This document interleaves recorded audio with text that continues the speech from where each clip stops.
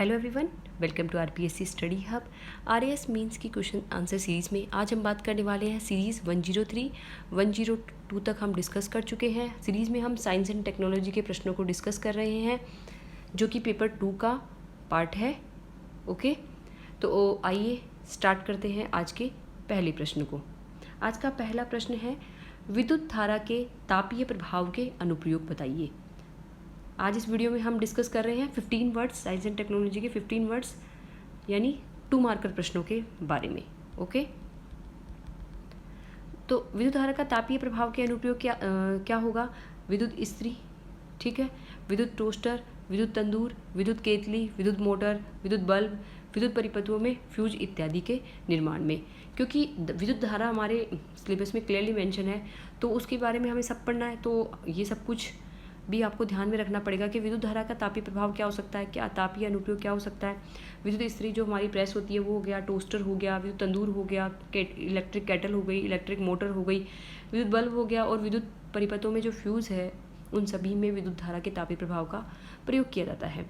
Next प्रश्न है हमारा, मॉडेम क्या है, वह किस में प्रयुक्त होता है? मॉडेम, ओके, तो ये संचार व्यवस्था से रिलेटेड टॉपिक है। मॉडेम क्या होता है? कंप्यूटर को दूर संचार लाइन से जोड़ने में प्रयुक्त युक्ति जो अंकीय डिजिटल डेटा को अनुरूप यानी डिजिटल डेटा को किसमें, एनालॉग सिग्नल्स में ये कन्वर्ट करती है, डिजिटल टू एनालॉग। ये देखिए, डिजिटल डेटा को अनुरूप एनालॉग डेटा और अनुरूप डेटा को अंकीय डेटा में परिवर्तित करती है, यानी वाइस वर्सा दोनों काम करती है। तो इसमें दो तरह की प्रोसेस होती है, एक तो होती है मॉड्यूलेशन, एक होती है डीमॉड्यूलेशन।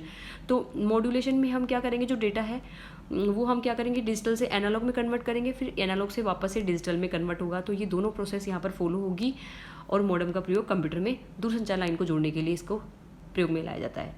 ओके, इसका आप डायग्राम भी बनाकर आइए। मॉडेम का मॉड्यूलेशन इधर वाला हो गया और डीमॉड्यूलेशन हो गया इधर में, ठीक है। अब नेक्स्ट फायरवॉल, ये भी 15 वर्ड्स में इंपॉर्टेंट प्रश्न है। फायरवॉल, इसको भी आप अच्छे से याद कर लीजिएगा। फायरवॉल क्या होता है? फायरवॉल होती है नेटवर्क पैकेटों को एक तंत्र से दूसरे तंत्र में आवागमन को रोकने में प्रयुक्त फिल्टर सदृश सॉफ्टवेयर जो सुरक्षा की दृष्टि से महत्वपूर्ण होते हैं। यानी जो इंटरनेट पर हम जब कभी भी एक सिस्टम से दूसरे सिस्टम तक, अब मैं थोड़ा इंग्लिश वर्ड यूज़ कर लेती हूँ क्योंकि एक तंत्र से दूसरे तंत्र नहीं, एक उसको अगर हम इंग्लिश में समझेंगे बेटर तो हमको और अच्छे से समझ में आएगा कि जब हम एक सिस्टम से दूसरे सिस्टम में नेटवर्क जो पैकेट्स होते हैं उनको हम भेजते हैं तो उस डेटा की सुरक्षा करना, ठीक है, सुरक्षा करना इस सॉफ्टवेयर का काम करता है। तो फायरवॉल एक क्या होती है, एक सुरक्षित रूप से एक वॉल, एक दीवार की तरह काम करती है जो कि हमारे डेटा की सुरक्षा सुनिश्चित करती है। तो एक फ़िल्टर का काम भी करती है कि जो अनधिकृत डेटा है या फिर अपना डेटा जो है वो हैक ना हो, उसको रोकने का फायरवॉल भी काम करती है। विभिन्न जब हम इंटरनेट के माध्यम से या वेबसाइट के माध्यम से या फिर किसी और लिंक के थ्रू जब एक सिस्टम से दूसरे सिस्टम में हम कोई फाइल भेजते हैं या कोई भी डेटा हम ट्रांसफ़र करते हैं तो ये हमारे डेटा को सुरक्षित ट्रांसफ़र करने का काम फायरवॉल का होता है। और आजकल तो जैसे पेमेंट गेटवे में भी फायरवॉल का प्रयोग किया जाता है, क्योंकि पेमेंट गेटवे में क्या होता है कि इन्फॉर्मेशन हैक होने का चांसेस होता है, तो वहाँ पर भी कहीं ना कहीं फायरवॉल का यूज़ हो रहा है। उसके अलावा बहुत सारे तरीके हैं जो कि इंटरनेट साइबर सिक्योरिटी का एक ये पार्ट हो जाता है फायरवॉल। ओके, अब हम चलते हैं नेक्स्ट प्रश्न पर। नेक्स्ट प्रश्न है अपना, हैंडशेक क्या होता है? हैंडशेक क्या होता है? हैंडशेक क्या होता है? दो मॉडेम में परस्पर संपर्क स्थापित कराने की एक प्रक्रिया। अब मान लो दो मॉडेम है, उसमें परस्पर संपर्क स्थापित करना है तो उसकी प्रक्रिया क्या कहलाती है? मॉडेम, वो हैंडशेक। यानी एक मॉडेम यहाँ है, एक मॉडेम यहाँ है, अब दोनों में संपर्क स्थापित करना है मान लो, तो हैंडशेक की प्रक्रिया के द्वारा दोनों में संपर्क स्थापित किया जाएगा। अब इसके अंदर क्या होगा, इसमें गति, इसमें क्या होगा, गलती सुधार, डेटा संपीड़न जैसे पहलू उपस्थित होते हैं। यानी इसमें गति, स्पीड का भी रोल होता है।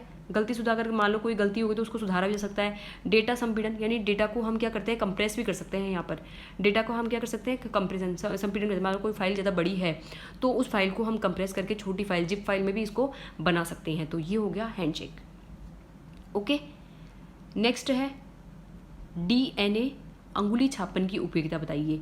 DNA फिंगरप्रिंटिंग वो क्या होगी, डीएनए अंगुली छापन यानी हो गया व्यक्ति, माता पिता आदि की पहचान स्थापित करने, सेक्स अपराधों के अनुसंधान में, सजीवों के विकास को समझने में, ये हम पहले भी डिस्कस कर चुके हैं डिटेल में।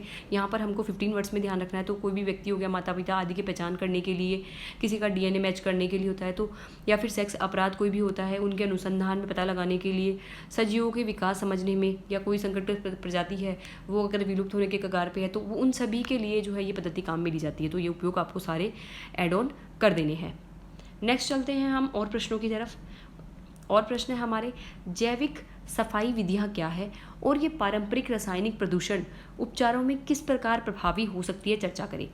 जैविक सफाई विधियां क्या है और ये पारंपरिक रासायनिक प्रदूषण उपचारों से किस प्रकार प्रभावी हो सकती है। तो यहाँ पर सबसे पहले तो हमको बताना है कि जैविक सफाई विधियां और फिर पारंपरिक जो रासायनिक प्रदूषण को नियंत्रित करते थे उससे किस तरह का उपयोगी है, यानी दोनों का डिफरेंस भी हमको यहाँ पे बताना है। तो किस तरह से ये है, सागरीय जल प्रदूषण को कम करने के उद्देश्य से, थोड़ा सा क्लीन कर लेते हैं, सागरीय जल प्रदूषण को नियंत्रित, कहाँ गया ये रहा, सागरीय जल प्रदूषण को कम करने के उद्देश्य से सूक्ष्म जीवों का प्रयोग यथा ऑयल जैपर जैविक उपचार कहलाता है। अब सागरीय जल प्रदूषण को कम करने के उद्देश्य से जब हम सूक्ष्म जीवों का उपयोग करते हैं तो उसे हम क्या बोलते हैं, जैविक सफाई विधियाँ या जैविक उपचार। और इसके अंदर जैसे हम ऑयल जेपर जैसे तत्वों का प्रयोग करते हैं, ऑयल जेपर का प्रयोग करते हैं जिससे क्या होता है, जल प्रदूषण को कम किया जाता है, समुद्री जल प्रदूषण को। अन्य रासायनिक प्रदूषण उपचार विधियां प्रत्यक्ष या अप्रत्यक्ष रूप से सागरीय जैव विविधता को हानि पहुंचाती है। लेकिन इस विधि में क्या होता है कि जो सागरीय जैव विविधता है, सागरीय जीव जंतु है, उनको नुकसान बहुत कम पहुंचता है। लेकिन अगर रासायनिक प्रदूषण की विधियां हैं, जो रासायनिक प्रदूषण की पारंपरिक विधियां हैं, उसके अंदर क्या होता है, प्रत्यक्ष या अप्रत्यक्ष रूप से सागरीय जैव विविधता को क्षति पहुंचती है। इसीलिए विधि क्या है, ये बेटर है। जबकि जैविक उपचार विधियां सस्ती भी होती है और दुष्प्रभाव रहित होती है। एक तो सस्ती होती है, उसके अलावा दुष्प्रभाव इसका नगण्य के बराबर बहुत कम होता है, क्योंकि जैव विविधता को ये हानि नहीं पहुंचाती है। इसलिए जैविक सफाई विधियां ज़्यादा उचित है। इसीलिए आजकल जैविक सफाई विधियों का प्रयोग ज़्यादा किया जा रहा है पारंपरिक विधियों की तुलना में। माइक्रो ब्लॉगिंग से आप क्या समझते हैं। माइक्रो ब्लॉगिंग काफ़ी चर्चा में रहता है। Micro blogging sites, micro blogging क्या है, माइक्रो ब्लॉगिंग क्या होती है, इसको आप ठीक से समझ लीजिएगा। 15 वर्ड्स में काफ़ी इंपॉर्टेंट है। क्यों? क्योंकि ये वर्ड्स हम आम भाषा में काफ़ी यूज़ करते हैं और आरपीएससी जो है कई बार आम भाषा वाले शब्दों का प्रयोग करके प्रश्न बना लेती है। तो आपको इसको काफ़ी ध्यान में रखना है। माइक्रो ब्लॉगिंग क्या है। माइक्रो ब्लॉगिंग है एक निश्चित अक्षर सीमा के तहत सरकार अथवा प्रसिद्ध व्यक्तित्व के द्वारा लोगों के साथ सूचना के आदान प्रदान हेतु किया जाने वाला संचार माइक्रो ब्लॉगिंग कहलाता है। हाल ही के वर्षों में इसका उपयोग समाज विरोधी तत्वों, आतंकवादी द्वारा भी किया जाता है। अब इसका अगर हम डिटेल से समझे या इजी लैंग्वेज में समझे तो क्या है कि एक निश्चित अक्षर सीमा के तहत सरकार या प्रसिद्ध व्यक्तित्व के लोगों के साथ सूचना के आदान प्रदान हेतु किए जाने वाला संचार माइक्रो ब्लॉगिंग। अब जैसे मान लो कोई फेसबुक हो गया, ट्विटर हो गया और इंस्टाग्राम हो गया, कोई भी माइक्रो ब्लॉगिंग साइट है, उस पर भी कोई प्रसिद्ध व्यक्तित्व के द्वारा क्या होता है, लोगों के साथ सूचना आदान प्रदान करते हैं। तो ये व्यक्ति क्या करते हैं, जब फेमस हो जाते हैं, इनको ब्लू टिक वगैरह मिल जाता है, तो ये अपनी सूचना है जो है वो लोगों के साथ आदान प्रदान करते हैं। तो ये जो सूचना होती है उनको हम क्या बोलते हैं, ऐसा संचार जो होता है उसको हम क्या बोलते हैं, माइक्रो ब्लॉगिंग। और आजकल तो सामान्य पर्सन भी जो है वो क्या कर रहा है, अपनी बात जो है जनता तक पहुंचा रहा है। तो ये माइक्रो ब्लॉगिंग साइट्स का ही देन है कि लोग अपनी बात जो है वो अधिकतर लोगों के साथ साझा कर पा रहे हैं या फिर अपना टैलेंट जो है वो मैक्सिमम लोगों के साथ शेयर कर पा रहे हैं। तो ये माइक्रो ब्लॉगिंग साइट्स है, उनके थ्रू ही ऐसा काम हो रहा है। लेकिन अभी क्या हो रहा है, इसका नेगेटिव इम्पैक्ट ये हो रहा है कि हाल ही के वर्षों में क्या हो रहा है, इसका उपयोग है वो गलत तरीके से भी किया जा रहा है। क्यों? क्योंकि समाज को भड़काने के लिए, समाज विरोधी तत्वों के लिए और आतंकवादियों के द्वारा भी इसका प्रयोग किया जा रहा है। अकाउंट को हैक करना, वित्तीय जानकारी जुटाना या उसकी पर्सनल डेटा को हैक करना, निजता का हनन करना, कैसी और प्लस में ये रेप जैसे आपराधिक हिंसा वगैरह करना, ये सब चीज़ें जो है वो इन साइट्स के थ्रू बढ़ती जा रही है। ये भी देखने को सामने आया है क्योंकि ज़्यादा लोग जुड़ते हैं। अगर किसी ने कोई पोस्ट साझा कर दिया, हालांकि कोई भी सेंसिटिव कंटेंट होता है, माइक्रो ब्लॉगिंग साइट उसको ब्लॉक कर जाती है, लेकिन इतना बड़ा जो वाइड एरिया है उसको कंट्रोल कर पाना इतना आसान भी नहीं है। कंटेंट का जो मैटर होता है उसको पूरा स्कैन करना और उसको ब्लॉक करना इतना इजी भी नहीं होता। तो सेकंड्स में सूचना लोगों तक पहुंच जाती है, तो उसको रोक पाना कई बार क्या हो जाता है, मुश्किल हो जाता है।